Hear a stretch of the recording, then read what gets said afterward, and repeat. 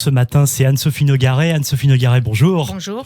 Merci d'être avec nous, auteur de l'ouvrage Du mammouth au Titanic, la déséducation nationale, paru en 2017 chez l'Artilleur. Également avec Samy Biazoni, de l'ouvrage Français malgré eux, toujours aux éditions l'Artilleur, est sorti en ce début d'année. Vous avez été professeur de philosophie, vous avez beaucoup d'activités, mais notamment professeur de philosophie durant plusieurs années à Rouen. On va revenir avec vous ce matin, Anne-Sophie Nogaret, sur le discours des séparatismes au bureau d'Emmanuel Macron. C'était donc le 2 octobre dernier. Discours qui, bien sûr, a été important, qui a été, on va dire, évidemment, un petit peu mis de côté depuis hier soir, maintenant que le président de la République s'est exprimé concernant toute autre chose avec la crise sanitaire. Mais c'est quand même donc un discours important. Enfin, vous nous direz si pour vous, en tout cas, ça l'est. Emmanuel Macron, donc, qui s'est exprimé le 2 octobre dernier, avant un projet de loi présenté le 9 décembre en Conseil des ministres. Alors, plusieurs choses ont été dites, notamment dans le domaine de l'éducation, on va y revenir. Mais tout d'abord, Anne-Sophie Nogaret, est-ce que l'on peut dire, comme on a pu le lire, l'entendre, que c'est un discours important d'Emmanuel Macron, un tournant dans son quinquennat? Je dis cela parce qu'il a employé des mots que jusqu'à présent, il n'employait pas. Je pense notamment au terme de séparatisme islamiste. Est-ce que vous diriez cela? Est-ce que vous diriez que c'est un tournant et que c'est un discours important? C'est un tournant discursif, oui. C'est-à-dire c'est un tournant dans le discours, effectivement, dans la mesure où il ne se cache plus derrière des termes généraux. Il nomme les choses. Ceci dit, je ne suis pas sûre que le tournant se situe ailleurs que dans le discours. Enfin, ça, on le verra par la suite, mais bon. Il est permis d'avoir quelques doutes, parce qu'en réalité, si je me fie à ce qu'il a dit spécifiquement sur l'école, ça relève un peu d'une sorte d'enfumage. Les outils sont déjà là. Il n'y a pas besoin de rajouter des lois, il n'y a pas besoin de... disons que les solutions dont il a parlé, en réalité, ne sont pas utiles. Il suffirait d'appliquer ce qui est déjà là et ce qui n'est pas fait. Et en fait, le problème est là. Alors, quand il parle notamment de dédoublement des classes en grande section en éducation prioritaire, quand il parle aussi et surtout de l'instruction à l'école qui sera obligatoire à partir de septembre 21, sauf pour un impératif de santé, parce qu'il a rappelé que plus de 50 000 enfants suivent l'instruction à domicile. D'après vous, ce ne sont pas des mesures suffisamment importantes par rapport à la situation que l'on connaît et que vous connaissez bien en tant que professeur? Alors, ça pose déjà un problème de principe sur la liberté d'enseigner. Ça veut dire déclarer que tous les enfants à 3 ans doivent être à l'école. Ça pose un problème, c'est ça, vraiment un problème de principe. Et c'est d'autant, la question est d'autant plus mal posée, ou la solution est d'autant plus mal présentée, qu'en fait le problème se situe essentiellement non pas dans l'enseignement à domicile, non pas nécessairement non plus dans le hors contrat, mais le problème se situe très clairement, majoritairement dans l'enseignement public lui-même et dans l'enseignement privé sous contrat. Puisque là, si on pense par exemple, je prends un exemple parce qu'il est significatif, si on prend le lycée Averroès à Lille, qui est un établissement sous contrat, qui a été épinglé à de multiples reprises justement pour des soupçons de dérive islamiste, etc., dont on sait depuis le livre Qatar Papers qu'il est financé, grassement financé par le Qatar, l'Arabie Saoudite. Cet établissement, alors que depuis 2012, on va dire que les preuves s'accumulent tout de même, et les soupçons, cet établissement continue à être financé. Les salaires des professeurs sont versés par l'État. Il n'y a que la région qui a retiré une subvention de 45 000 €. Et du coup, là, la semaine dernière, l'établissement porte plainte contre la région.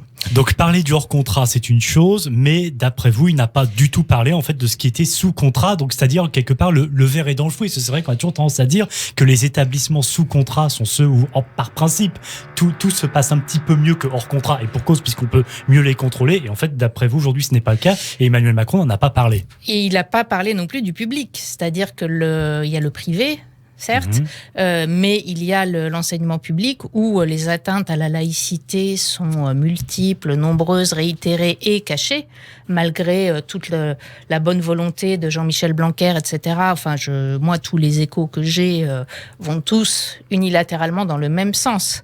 Voilà, donc ça veut dire que il a soigneusement évité la partie immergée de l'iceberg qui est de loin la plus importante, puisque si on prend les établissements privés hors contrat, j'ai regardé, il y a quoi ? Il y a 1500 écoles hors contrat en France, sachant que ça peut être une classe dans un village au fin fond de la campagne.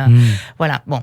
Mais le problème se situe davantage alors, pour moi, à mes yeux, dans le public, déjà parce que c'est majoritaire, et que là, la loi de 1905 n'est pas souvent, enfin très souvent, elle n'est pas respectée dans certains établissements, et il n'y a aucune mesure concrète qui soit prise. Alors que là, les mesures sont simples, il suffirait d'envoyer des inspections inopinées et répétées, ou des observateurs, tout simplement, qui regardent, tiens, il y a des gamines voilées là qui se trimballent dans le lycée, tiens, il y a des barbus, moi j'ai un ami enseignant qui a des élèves salafistes qui sont en camis dans l'établissement et à qui personne ne dit rien. Effectivement, vous l'avez vécu peut-être en tant que professeur, du moins vous le savez, et puis c'est ce que vous dites dans votre ouvrage du mammouth au Titanic, la déséducation nationale, qui est paru il y a 3 ans aux éditions L'Artilleur. Il faut dire aussi qu'il y a un problème de mixité aussi, c'est-à-dire que dans les établissements que vous citez, aujourd'hui, on a aussi de nombreux territoires, de nombreux quartiers où il n'y a plus de mixité. Donc aussi, comment relancer aussi finalement une situation qui paraît aujourd'hui... voilà. Oui, alors là, il y a aussi cet aspect-là aussi. Oui, alors juste pour revenir très brièvement, ce qui répond d'une certaine façon à votre question, c'est-à-dire que ces territoires sont tellement non mixtes désormais que le recrutement lui-même est communautaire. Ça veut dire que si vous prenez la Seine-Saint-Denis, de façon générale en France, il y a un manque criant de profs, plus particulièrement en Seine-Saint-Denis, et plus particulièrement dans les disciplines scientifiques, notamment les mathématiques. Et là, il y a un recrutement de contractuels, donc de gens qui, en théorie, ont une licence de maths ou de... Voilà. Je ne sais pas si vous connaissez Youssef Brakni, qui est un indigéniste notoire qui a créé le comité Adama, etc. Youssef Brakni travaille pour l'éducation nationale, alors vraisemblablement comme contractuel, ça ne pose pas de problème. Donc il y a un recrutement comme ça de profs qui parfois parlent assez mal français, je ne parle pas du Youssef Brakni, mais voilà, et qui peuvent s'exprimer en arabe auprès des élèves, voire parfois faire du prosélytisme. Ça, je l'ai vu dans certains établissements par lesquels je suis passée. Donc, ces territoires sont tellement non mixtes que maintenant, le problème ne se situe plus tant au niveau des élèves qu'au niveau même du recrutement. Alors, quelle solution donner ? Là, j'avoue que... je ne sais pas. Dernière question, Anne-Sophie Nogaret. Le président de la République a confirmé la fin du dispositif de l'enseignement des langues et cultures étrangères. Lui-même et le ministre de l'Intérieur, Gérald Darmanin, veulent développer l'enseignement de la langue arabe dans les établissements scolaires. C'est une bonne idée d'après vous ? Alors, tout dépend sous quelle forme. C'est-à-dire, tout ce qui est le soi-disant remplacement des ELCO par les EILE, en réalité, pareil, c'est une mascarade, c'est la même chose. Simplement, ce sera soi-disant contrôlé. Alors, je me demande dans quelle mesure ce le sera. Moi, ce qui me pose problème, c'est pourquoi enseigner dès le primaire, c'est-à-dire les langues sont enseignées au collège. Très bien, qu'on enseigne l'arabe comme on enseigne le chinois, l'allemand, l'anglais, etc. Très bien, mais qu'on prenne à ce moment-là des professeurs recrutés sur concours, le CAPES agrégation. Moi, j'ai aucune difficulté ça ne me pose aucun problème qu'il y ait un enseignement de la langue arabe en France, au même titre que l'enseignement d'autres langues. Je ne vois pas simplement pourquoi créer un dispositif spécifique pour certaines langues, dont l'arabe, dès le primaire. Ça me semble là, ça me semble alimenter le communautarisme qu'on prétend en fait combattre. En tout cas, on aura l'occasion de rediscuter de tout cela, peut-être avec vous d'ailleurs, puisque le projet de loi sera donc présenté le 9 décembre en Conseil des ministres.